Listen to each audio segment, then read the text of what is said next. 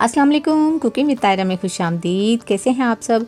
उम्मीद है अल्लाह के फजल करम से आप सब बिल्कुल ठीक ठाक खैर खैरियत से होंगे। रमज़ानुल मुबारक में अफ्तारी के टाइम पे पकोड़े तो तकरीबन हर घर में बनते हैं, आपको पता ही है। लेकिन आपको पता है रोज़ाना इसकी कटिंग करना और इसको जो है वो बनाना, घर में जो भी इफ्तारी बनाता है उसके लिए भाई बहुत मुश्किल होता है। तो आज आसान हल बताऊंगी आपको कि आप एक दफ़ा बनाएं मेज़ा और पूरे 1-2 हफ्ते तक आराम से मज़ेदार क्रिस्पी पकोड़े खाएं, वो भी मज़े लेके।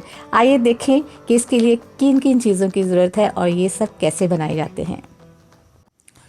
देखिए यहाँ पे एक बाउल में मैंने तमाम वेजिटेबल की कटिंग करके रखी है। आपको पता है ये कटिंग तो सबको करनी आती है।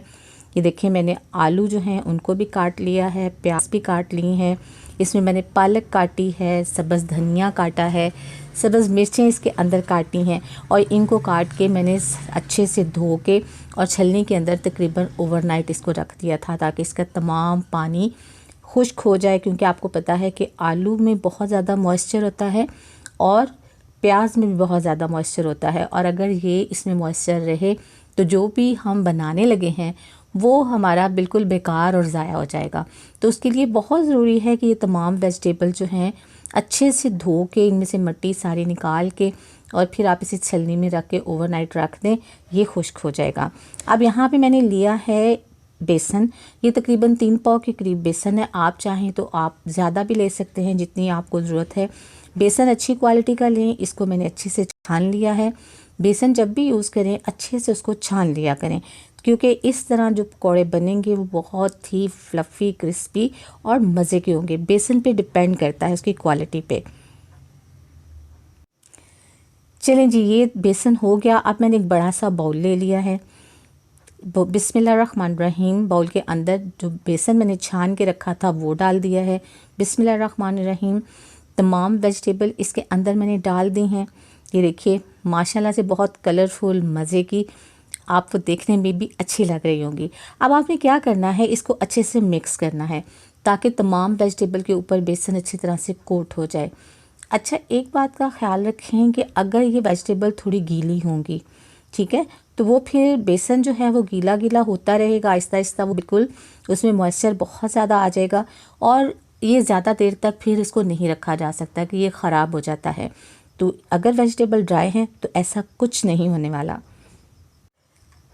चलिए ये देखिए, अब इसके अंदर डालेंगे हम खुश्क साबुत धनिया। ये तकरीबन 2 टेबलस्पून के करीब है, हाथों पे क्रश कर लिया था वो।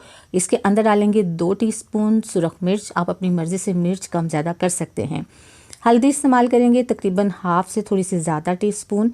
1 टीस्पून इसमें हम कुटी हुई लाल मिर्च डालेंगे और ये देखें 1/4 टीस्पून मैंने यहाँ पे मीठा सोडा लिया है, वो इसमें डालेंगे।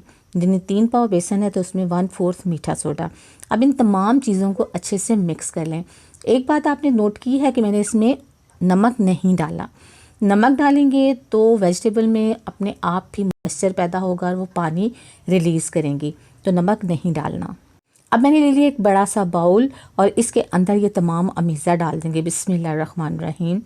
अमेज़े को इसमें ट्रांसफ़र करके और इसको ऊपर से बंद करके आप फ्रिज में रख दें। फ्रीज़र में नहीं रखना, फ्रिज में रखें और 1-2 हफ्तों का तक आराम से, या एक संडे को बनाएं, अगले संडे तक आराम से इसको एंजॉय करें और आप इस मुशक्क़त से जो रोज़ करनी पड़ती है उससे बच जाएंगे। अभी मैं आपको इससे पकोड़े बना के भी दिखाऊंगी कि आप ये अमेज़े से आप कितने ज़बरदस्त पकोड़े बना सकते हैं। तो ये देखिए तमाम इसके अंदर चला गया है। अब इसको अच्छे से सेट करेंगे और फिर इसको कवर करके फ्रिज में रख देंगे और आराम से रोज़ाना जितना आपको चाहिए आप निकालें, उसमें थोड़ा सा पानी डालें, नमक डालें, 1-2 चम्मच दही के डालें, उसको मिक्स करें और मज़े के पकोड़े बनाएं और ख़ुद भी इंजॉय करें, बाकियों को भी इंजॉय करवाएं।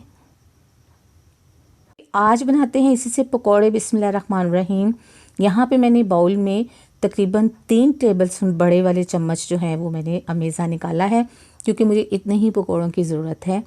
अब क्या करेंगे, इसमें हम बिस्मिल्लाहिर्रहमानिर्रहीम थोड़ा थोड़ा सा पानी डाल के इसको अच्छे से मिक्स करेंगे। ये देखिए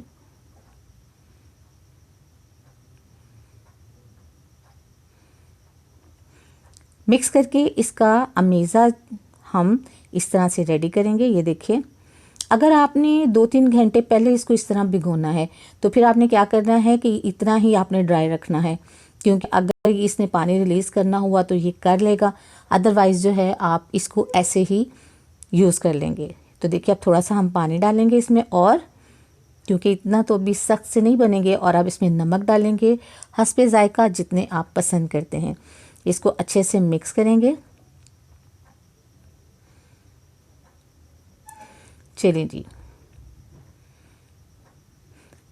थोड़ा सा पानी और डाल लेते हैं, अभी भी काफ़ी थोड़ा सा ये सख्त है। अमेज़ा हमारा रेडी हो गया है और दूसरी तरफ चूल्हे पे मैंने ऑयल गर्म होने के लिए रख दिया है। अब अमेज़ा जैसे ही रेडी होता है तो इससे बनाते हैं मज़े के पकौड़े। चलिए जी, ऑयल हमारा हो गया है गरम, इसमें डालते हैं अब पकौड़े। बिस्मिल्लाहिर्रहमानिर्रहीम। ऑयल गरम है, फिर कह रही हूँ कि जब भी आप डालें तो बहुत एहतियात से डालें। बाज़ लोग चम्मच से डाल देते हैं, लेकिन जो मज़ा हाथ से पकौड़े बनाने में ना, वो किसी स्पून में नहीं है। ये कभी आप बना के नोट करके देखिएगा। अब इसको इसमें फ्राई करेंगे, और जब दोनों तरफ से अच्छे से गोल्डन हो जाएंगे तो इसको निकाल लेंगे। जब तक पकोड़े हमारे गोल्डन होते हैं, अगर आप मेरे चैनल पर नए हैं तो मेरे चैनल को सब्सक्राइब कीजिए, बेल आइकन प्रेस कीजिए ताकि मेरी नई वीडियो की नोटिफिकेशन आपको फ़ौरन मिले। रेसिपी पसंद आए लाइक कीजिए, दोस्तों में फैमिली मेम्बर में शेयर कीजिए। तो देखिए पकोड़े तो ज़बरदस्त किस्म के बहुत ही मज़े के गोल्डन हो गए हैं। ये देखिए माशाल्लाह, देखा आपने क्रिस्पी से बने हैं कितने जल्दी। एक बात याद रखें, फ्लेम हमेशा मीडियम रखें। अगर आप हाई फ्लेम करेंगे तो ये ऊपर से तो बहुत जल्दी गोल्डन या हो जाएंगे या गोल्डन ब्राउन हो जाएंगे, लेकिन अंदर से कच्चे रहेंगे। चलें जी, बिस्मिल्लाहिर्रहमानिर्रहीम। अब हम दूसरा बैच निकाल लेते हैं।